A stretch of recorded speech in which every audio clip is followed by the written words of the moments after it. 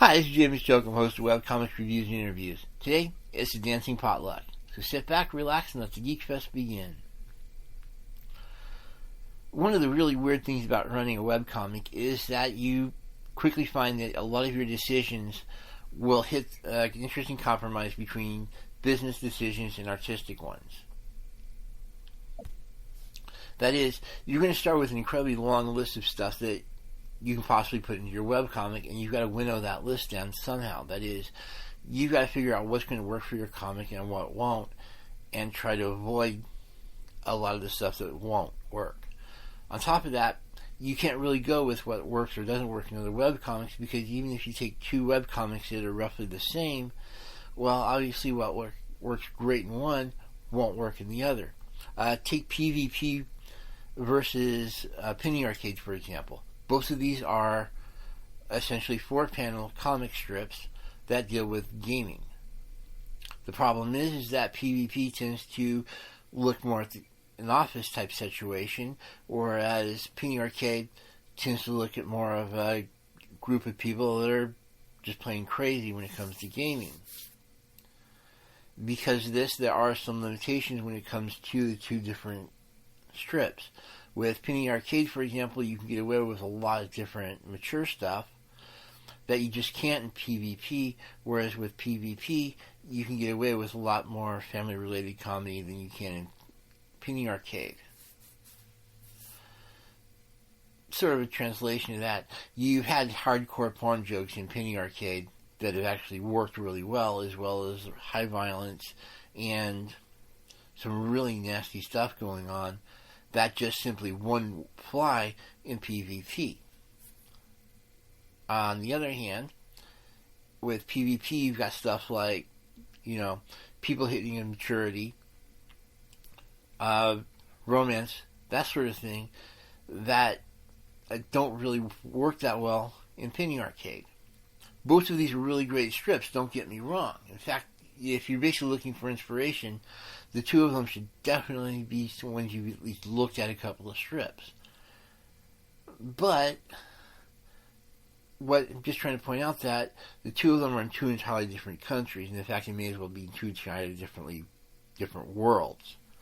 It's just the rules of one would not work with the other, and that's not necessarily a bad thing. That's actually a pretty great thing.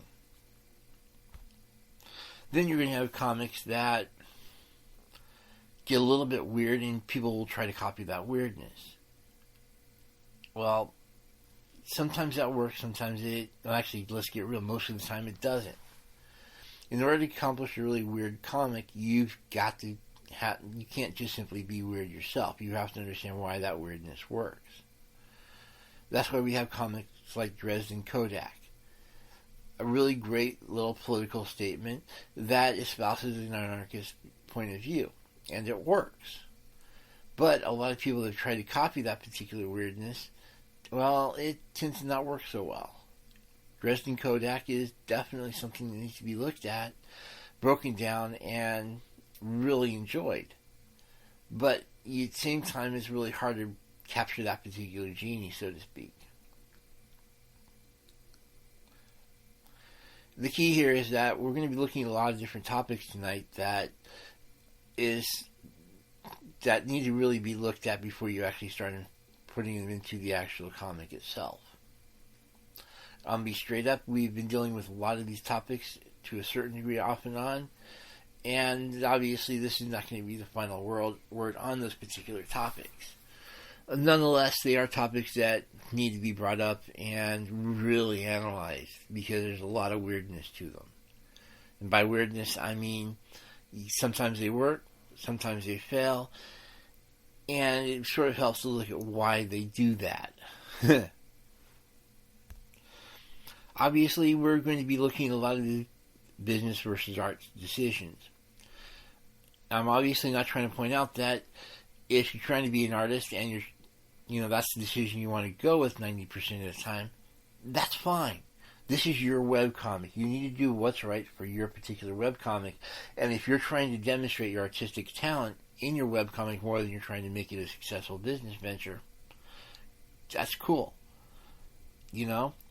there's a lot of really great webcomics out there that are pretty much nothing but, hey, I as the artist have decided this is what I'm going to try to do, and here's how I'm going to do it, and it's a really great comic.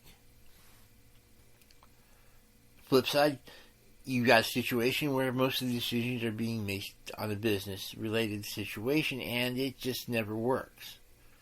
That is, you can't... Here's the problem. When you start looking at a lot of reasons why a lot of your big creative ventures tend to fail, they tend to fail because people tended to do the business end of it more than the artistic. That is, they were trying to do a script that went by the numbers, you know. Some executive decided, hey, I need this in the comic, or sorry, I need this in this movie in order for the movie to succeed financially.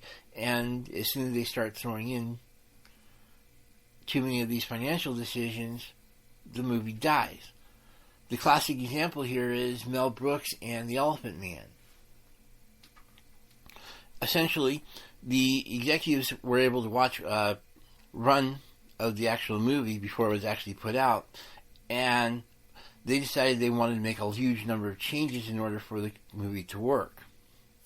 Except that, like you pointed out, a lot of these decisions were based on the business end of it. That is, these decisions were based on, hey, it's not a cute, fluffy movie. It basically needs to be, you know, something a little bit more, you know, this or that. Well, Mel Brooks basically said straight up, guys, here's the deal. We're showing you this movie out of a courtesy. That is, we're trying to show you what the movie looks like. This is not necessarily something we're trying to show you that you can comment on and we will take your comments seriously. We're just trying to basically show you this is what the movie looks like. Enjoy it. Translation, shut up. We're doing the movie the way we're going to be doing the movie, and just back off. If you want to see what The Elephant Man ended up doing, yeah, this was a major Oscar award-winning movie that did pretty good at the box office for the subject matter. If they'd actually thrown in the business decisions, it would have failed miserably. So, anytime you're trying to debate artistic versus business, just go with whatever you think works. And we'll be pointing a lot of times when, by the way, the artistic choice didn't always be the best one. But, you know, balance and all that. Just pointing out that occasionally, if you have to make a decision between artistic and business and it's literally a flip of the coin, go art. 100%. Have fun with it. This is a comic that, if any comic that you do should be seen as something you're basically having fun with, and not necessarily in the, you know, romp through the park, enjoyable type. Sometimes it will be a slog, sometimes it will be pain, sometimes it will be torture. There's a reason artists in general are seen as people who are, well, masochistic. We like the pain. So obviously, when I'm saying fun, it's obviously a very subjective measure. But occasionally we do need to keep in mind there is a business into all this. So, yeah, you're going to see a lot of dancing, and it's just part of writing. You've always got to be debating where you're going to put the compromise, and, you know, it's just part of the thing. With that in mind, what we're basically looking at are anarchy-type comics. That is, comics that require a certain level of chaos. We're going to be looking at what kind of rating your comic should you basically actually stick to a particular rating, and as a subcategory that we'll be looking specifically at nudity, since it seems to be coming up way too often. We're also going to be looking at the dreaded exposure issue. That is, are there certain situations where you shouldn't pay the artist? And I'm phrasing it that way specifically to tick people off. The answer may not exactly be the one you're looking for, but there is sort of an interesting answer on that one. And, of course, the dreaded historical racism. Yeah, I know, I'm dealing with a lot with racist topics lately. But I think this one is one that needs to be sort of looked at. Especially if you're trying to do a comic that isn't set in the modern world. So, with that in mind, let's start off with a little bit of anarchy, shall we? What I'm basically referring to as an anarchy comic is not necessarily an actual genre per se.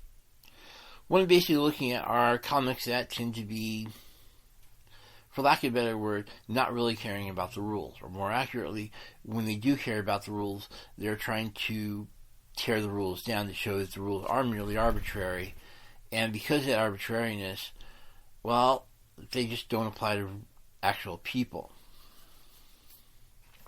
The two best standouts in this particular field happen to be Johnny the Homicidal Maniac and V for Vendetta.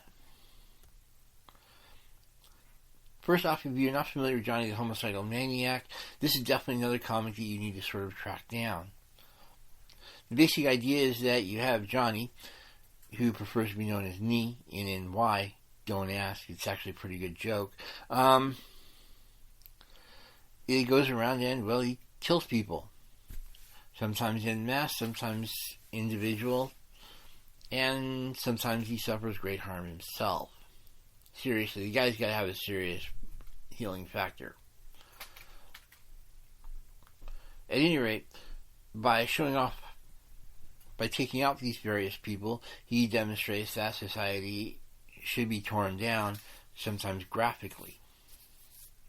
V for Vendetta, of course, is a really great comic that explores, well,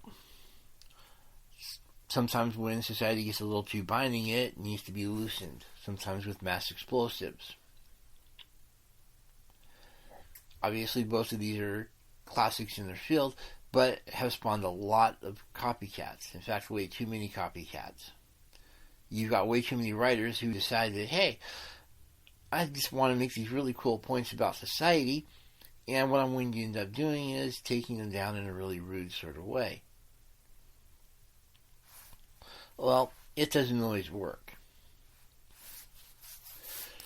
First off, the reason an anarchy comic can work is because it provides a really great pressure release for societal pressures. That is, we like making fun of people in charge. The more power people have, the more we feel they should be taken down a notch or two. It's just that you have a lot of really great comedy that is pretty much just basically showing the empire that the emperor is actually naked. So, in and of itself, these are actually comics that, that's a genre that definitely needs to be, kept up. In fact, when you start doing, dark comedy and satire and all that, it's actually pretty high up on the comedy scale. Unfortunately, the problem you have is that, well, a lot of people just simply can't carry it off. That is, they take it way too seriously, and instead of going after people that need to be taken care of, they tend to just simply start going random. I mean, there's a lot of areas in our rules in society that are pretty much arbitrary, and we have no real control over. That's something the anarchy comic tries to expose, and if they have fun with it, they actually do it pretty well. Mark Twain is probably the best comedy, or best person to look at if you want to see somebody who actually was able to do it pretty well. And I hate going old time, but it's, when you start looking at a lot of the comics, you start seeing people like the fabulous Furry Freak Brothers and Dara Crumb. That is, people who went after very specific parts of society and exposed that everybody needs, simply relax and take a chill pill. Unfortunately, like I said, not a lot of people can carry this one off. So, instead of having a really great comic, what you have instead is something that comes off as just simply juvenile. That is, this is just below the person in question. This is just a comic that is straight attack, and they're not actually trying to make any actual points. That's sort of the big problem here. If you are going to do an anarchy type comic, that is one where you're actually trying to take down society, you can't just simply be in attack mode. You actually have to have a little bit of fun with it and actually show off why these things need to be attacked, and more importantly, what's going to take their place when they are. Don't get me wrong, sometimes you don't want something to take over. That's part of why Johnny the Homicidal Maniac works so well. It goes after things and topics that, people don't want to see come back or be replaced by something. Conversely, V for Vendetta tends to have a lot of fun with things and actually shows that sometimes you can replace the high structure with something a lot looser. So, if your comic is pretty much just in attack mode, it may be popular for a little bit, but it's probably going to be one of those what you'd call a revolving popularity. That is, just because somebody likes it today, doesn't necessarily mean they're going to like it after 2 or 3 months. However, those people will be replaced by people who enjoy the same thing, so even though you don't have the same group of people from beginning to end, usually, you will still have a lot of people in your comic. At the same time, you have a lot of people who use a lot of the structure of an anarchy comic, or the lack thereof, to attempt to hide a lot of mistakes in terms of characterization or just in terms of plot, and you can't really have that. The irony is that when you start dealing with a strip that relies on total chaos and randomness, you need to have something that actually, something is hardcore and something really cement there. So that is, you need that solidity in order to have everything else go blam around you. In V for Vendetta, you actually had V was actually, basically the same characters from beginning to end. And that's exactly what that comic needed. If he had actually had actually evolved, well, the comic would have lost something, and it just wouldn't be as effective. Johnny the Homicidal Maniac, again, Johnny doesn't really change throughout the comic. That solidity helps when it comes to the sheer amount of chaos that Johnny causes. So, if you're trying to figure out something that's going to be totally random, it's not going to work as well as you think it is. You can't have a total chaos cover up mistakes of plot and structure. Go figure.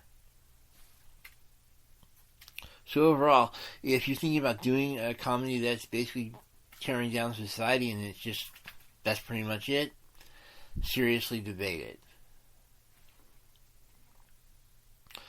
Some people can pull it off, most can't. And unfortunately, it's a major turnoff, and definitely it's not going to be doing your career any favors if that's what you're trying to get a reputation for. So keep that in mind. The rating issue is always going to be a fun one. On one hand, being known for a very specific rating is definitely going to help your marketing. Let me back up half a step for the 3 people who aren't aware of the situation. In essence, most comics tend to follow a particular rating system, and most comics tend to focus on one of those particular ratings for their particular comic. This applies on both ends of the spectrum.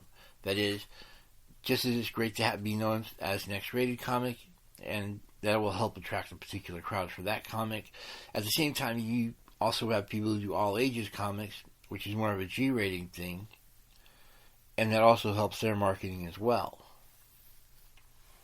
That is, they know what they can expect when they get to that particular comic, and, well, this can be good and bad. The obvious advantage is that it's a great marketing tool. That is, your rating helps to define your comic, and therefore it makes it a lot easier for it to fit into particular niches when it comes to marketing that comic. This is pretty cool.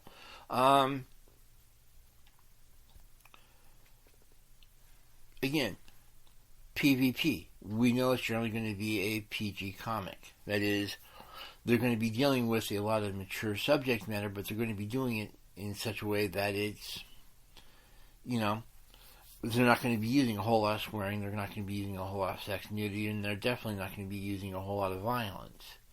Sort of ironic when you realize that one of the main characters is a troll. But at the same time, if they decided to throw a lot of, if they decided up to nudity, even that would change the comic. It would just be all of a sudden be sort of all weirdness. Same, of course, with Johnny the Homicidal Maniac. You expect there to be a lot of blood and gore in the comic. That's just the nature of the strip. If it all of a sudden decided to go into cooking cupcakes and throwing pies, well, unless that pie happened to be filled with a huge number of sharp objects, it's just not going to fit with the comic, and it's going to come off as sort of weird. So in a lot of ways, how you define, what kind of rating you're going for when it comes to your particular comic will define that comic. And in and of itself, this isn't a bad thing. Like I keep saying, anytime you need something solid to basically define your comic, and going for a particular rating will actually help solidify certain aspects of that particular comic, which of course will allow you to do a lot of weirdness in other areas. However, when you settle on a particular rating, keep in mind that you're going to be stuck to that particular rating. This isn't necessarily saying that the rating should be seen as, handcuffs. I mean, yes, it is going to limit your freedom in terms of what you can and can't do, as well as how you do that. And obviously that's part of why you took down that rating in the first place. However, if later on you decide you want to shift gears and do something drastically different in that particular comic, well, your hands are obviously going to be tied by whatever particular rating you're going with. If you decide to go with an all-ages comic and then shift it into something that Caligula would be proud of, yeah, it's not going to fly too well. Conversely, if you decide to be the ultimate gore fest comic and all of a sudden you go to comic on stuffed animals, again, the shifting of the gears just doesn't always work. Especially if it's a drastic change. At that point, you might as well just start an entirely different comic, and that shouldn't be seen as a bad thing. Yeah, you're going to basically lose a lot of people going from comic to comic, but let's get real. You would have lost a lot of people anyway. And on top of that, if we're looking at this from a marketing perspective, having a X-rated comic for most of it, and then shifting over to a G-rated, is really not going to help your reviews by any stretch of the imagination. The same, of course, applies if you go from G to X. Yeah, at that point, if you're going to do anything drastic involving your comic, screw it. Just start over. But keep in mind that you need to choose a rating that you're comfortable with right off the bat.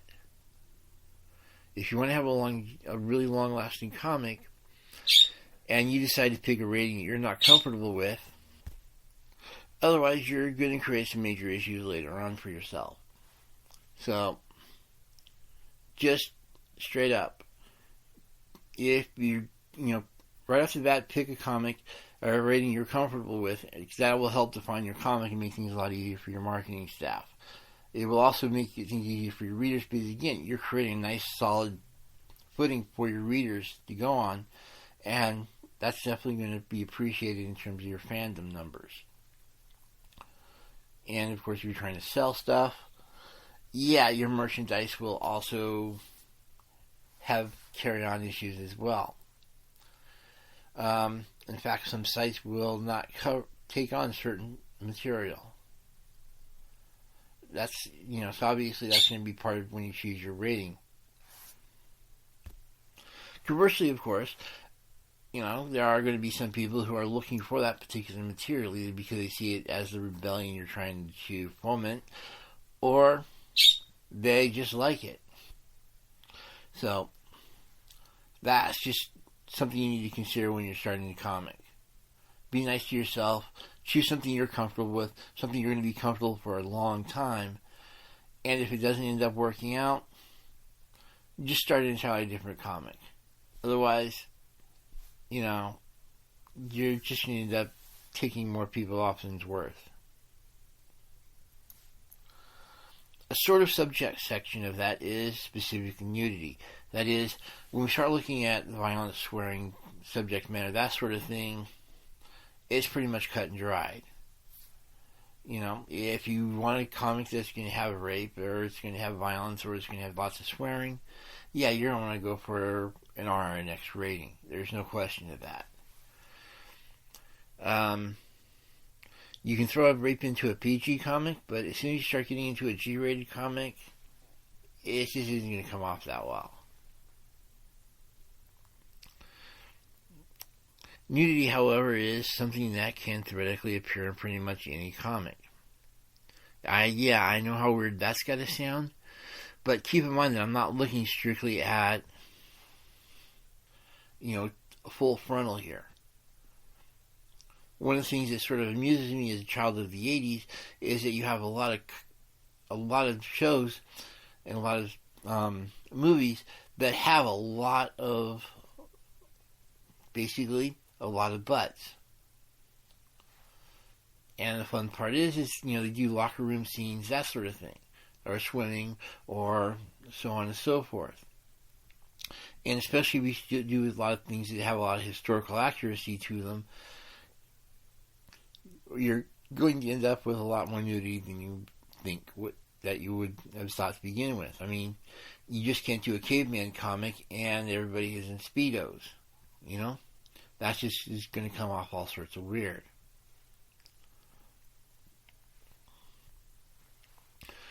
At some point in time, even if you have a total G-rated comic, you are going to be debating whether or not you're going to have a quick flash of nudity. So, in and of itself, nudity isn't necessarily a bad thing, especially if you happen to look at European or Asian comics. You just simply can't do a bathhouse scene if you're going to have everybody running around fully clothed. It's just going to be all sorts of weird. In fact, you even have nudity showing up in even, newspaper comics every so often. There's just one of those weird things that allows you a little bit of artistic freedom, allows you to have a little bit of fun, and ultimately adds a little bit more reality to the situation. If you're dealing with high school boys and you don't include a locker room scene at some point, there's just something seriously wrong with whatever you're doing. The same applies if you're doing college age. At that point, the streaking scene. These are really great ways to have nudity in an all ages comic that actually works and usually won't come off as too offensive. So obviously when it comes to nudity, you are probably going to have some at some point. Even if it's blurred nudity, or you're just simply showing from the waist up. There are ways to pull it off in even a G-rated comic. So definitely don't shy away from it. However, keep in mind that even if we're dealing with an X-rated comic, there are going to be limitations on the nudity, which I know sounds sort of weird. But it's just sometimes too much nudity can actually turn off the audience, even if that's what they're sort of expecting it. If you're dealing with a Caligula type comic, and all of a sudden you have everybody doing weird things at a business meeting, at some point somebody's going to start asking, how are people getting any actual business done? If they're having all this fun, where's the actual work? So you're definitely going to have to debate some limits here and there. By the same token, you're also going to have to debate how realistic you want the nudity. Obviously, if you're doing a G-rated, showing from above the waist and that's it, that's fine. You don't have to show everything.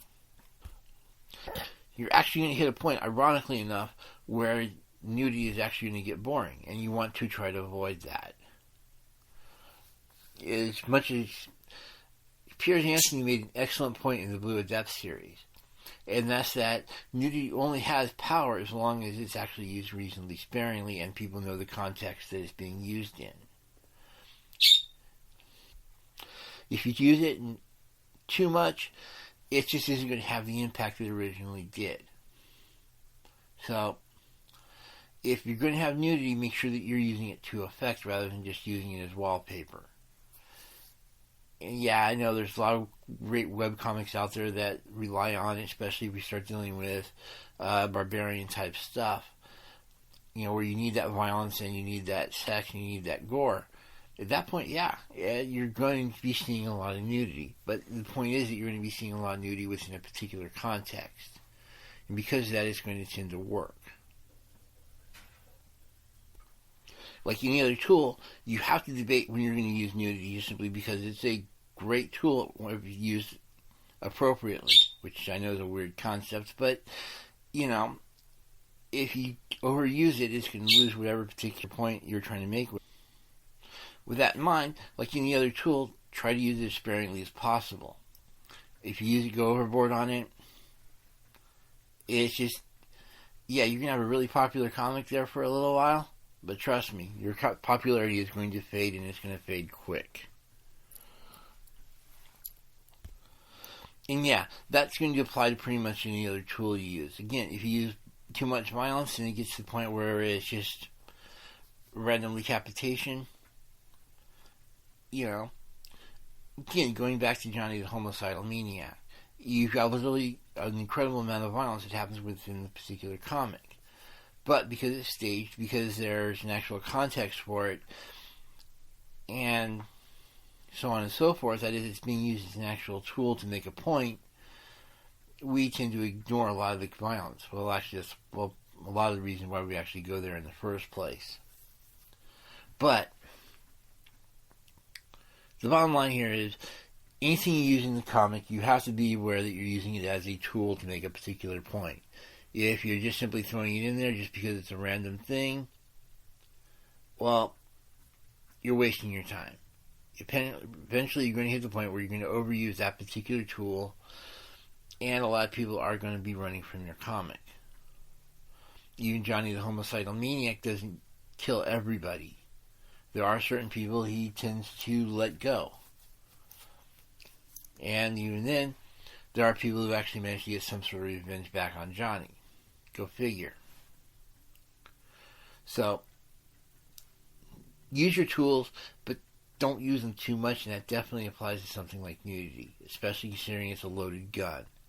A lot of webcomic places will limit the nudity they allow, and when you start marketing your stuff, there will be certain images you just simply cannot use for whatever you're trying to use. You want to use a t-shirt that shows a full frontal man, it probably isn't going to fly at a lot of t-shirt shops, letting you know ahead of time.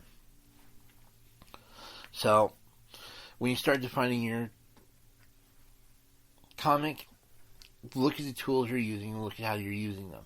And nudity is definitely one of those that can be used to make a lot of interesting points, all the way from vulnerability. That's great for the beginning of the hero's arc, and especially if we're looking at initiation situations. At that point, you've stripped the person down to the bare essentials, and you're actually making interesting points about that person in terms of, where they're going to go from there. So, have some fun with it. Don't get me wrong, but don't overuse it.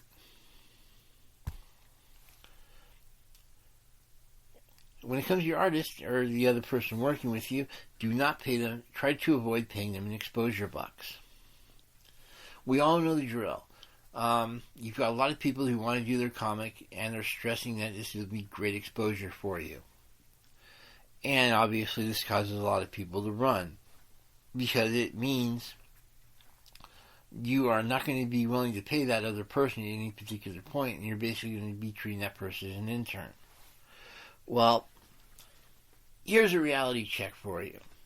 You cannot run a business with a partner when that partner is an intern.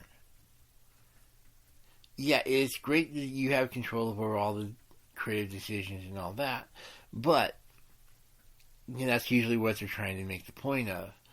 But if you are going to, but the reality is that the more you're going to be thrusting your decision on somebody else, you need to have that person have an actual incentive in order to take your judgment seriously. And this is sort of the running joke with exposure. You've got somebody who wants to be in total charge of the situation, gain all the profits from this particular situation, and not have to actually pay the other person who's actually making or breaking your comic. You see the problem right off the bat here, right? Now, this isn't to say exposure in and of itself is a bad thing. There are certain situations where it can work. However, 9 times out of 10, it's not you. That is, if you've got an incredible reputation in the industry and you decided, hey, I need to try something really weird, but I'm strapped for cash because of other issues, odds are you can probably get somebody to come in and help you, at least temporarily. Especially if they're young, especially if they're basically looking for, they have no reputation. Or if they happen to be wanting to try something new. If you've got somebody like that, and like I said, you've got an incredible reputation within the industry itself, hey, you can promise exposure, and it actually has some actual, cachet to it. That's sort of the issue here. 9 times out of 10, when you start looking at the people who are, hey, I'll give you all this really great exposure, it's somebody who's just relatively new to the field himself. The concept of exposure can also work if you're working with a friend and the two of you just want to try something really cool and see how it works. And at that point, hey, go for it. Have a lot of fun with it, so on and so forth. If you're working with an actual friend and you're not really too sure if it's going to work, yeah, you can use it as a great portfolio piece. In fact, that's what a lot of webcomics are used for. Then, of course, at some point they become a little bit something more and things get a little bit more interesting. Keep in mind, however, that there are some issues putting it bluntly, exposure for pay only works temporarily. At some point, the other person is going to realize that, hey, they're putting a lot of effort into something and they're not getting any reward for it. Sure, reality is that exposure does have some serious diminishing returns, and that diminishing happens really quick.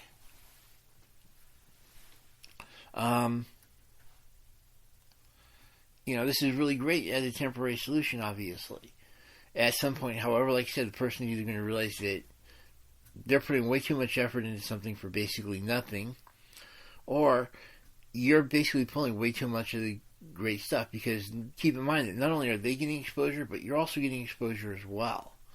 On top of that, if you're basically making some coin from this, and some really good coin, and it becomes pretty obvious, well, the other person is going to basically be asking, why aren't you cutting them in for part of the profits? At the very least, if you're dealing with a situation like this, you want to at least debate deferred payment. That is, we're going to be splitting the funds from this, and it's going to be sucky right off the bat, but eventually we're hoping it'll actually make money. Okay, that's at least semi-acceptable. And in fact, it actually is a legitimate business practice, especially in the artistic fields. Keep in mind also that you're not likely to attract anybody who's actually got some pretty good talent themselves. You're going to be getting the people that want to be an artist, but usually don't have the talent for it. In essence, you're going to get what you pay for. So, the bottom line here is when you start playing the exposure card and that's your sole form of payment, you're going to get what you pay for. Sure, you might occasionally get that up-and-comer who basically decides, hey, I need to get some actual exposure to, start off my career. But don't count on it. 9 times out of 10, you're going to get the people who don't want to deal with you, that if they actually had any real talent, wouldn't be dealing with you. So, at least promise the concept of splitting the profits. If it's just a straight, you're going to be paying exposure bucks, expect to be made fun of. But, if you're dealing with somebody, if you happen to have that really perfect storm, you're somebody with a great reputation in the comic, you're dealing with an up-and-coming actual talent, and you don't mind splitting the profits over the long run, this could actually work for you. If, on the other hand, if you don't have those 3 things going for you, reputation from you, talent from this person you're dealing with, and the promise of something beyond exposure bucks, it just isn't going to work out long term. So keep that in mind. If this is not to say, by the way, that if you are an up-and-comer and you can work with somebody who's pretty good, you obviously take advantage of it. Straight up. It can do nothing but solid for your reputation, but make sure that the person you're working with has an actual solid reputation. Don't just simply go with somebody who says, hey, I want you to work with this comic. Can you provide art? And you're going to go, yeah. If the comic works and it will actually help your reputation and actually help you build a customer base later on, go for it. But again, 9 times out of 10, you've got somebody who's just starting off in comics, who doesn't have a reputation, and has a really sucky script. No art in the world will save that. And in fact, will basically cause a negative reputation for the artist who works with it. So keep that in mind.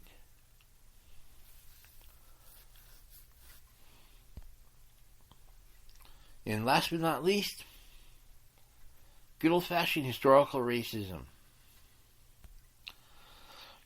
This is and always will be a really fun topic. However, what I'm trying to basically do is eschew the usual racism topic and point out that there are certain situations where, let's be blunt. You've got a lot of people who want to explore racist topics and are therefore putting things into a historical context, and so tend to look at those. The only problem is that while this is great and needs to be done every so often, don't get me wrong, it's something you seriously need to debate. First off, let's be blunt. You're going to come across racist topics every so often. It's just, if you're serious about doing something real, you're going to be dealing with the topic of racism at some point. If you're doing a straight comedy, actually, even if you're doing a comedy and it's a slapstick comedy, you're going to be hitting the concept of racism somewhere. You see, there's something you are trying to avoid because part of your comedy is that you tend to fall into stereotypes way too easily. And so, by falling into a stereotype, you're going to be dealing with racism. At that point, you're actually going to be encouraging it because you're dealing with such basic stereotypes. And so, obviously, that needs to be avoided. At the same time, a lot of people are going to be dealing with villains that, the easiest way to point out that you've got a villain, especially in today's world, is to make that villain particularly racist.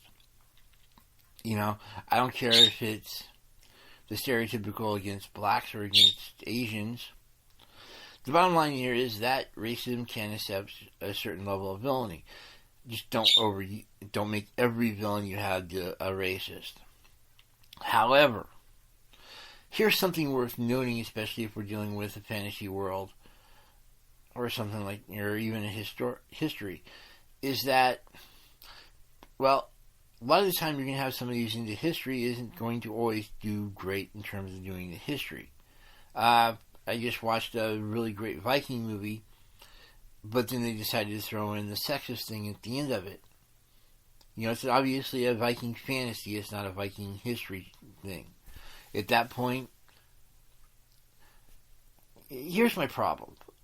If you're going to have control over every potential aspect of it, and in fact, you're the one setting the rules, then why would you basically include something you're considering something obviously negative? That is, if you're the one who can do anything you want to, wouldn't it make a better point to show equality right off the bat? So, I'm not saying, obviously, shy away from showing racism or sexism, but at the same time, if you're the one who's actually trying to define the rules and you actually want to make a point that equality is a good thing, wouldn't it be a great way of pointing out, making your point by actually having equality? It's just something I don't get.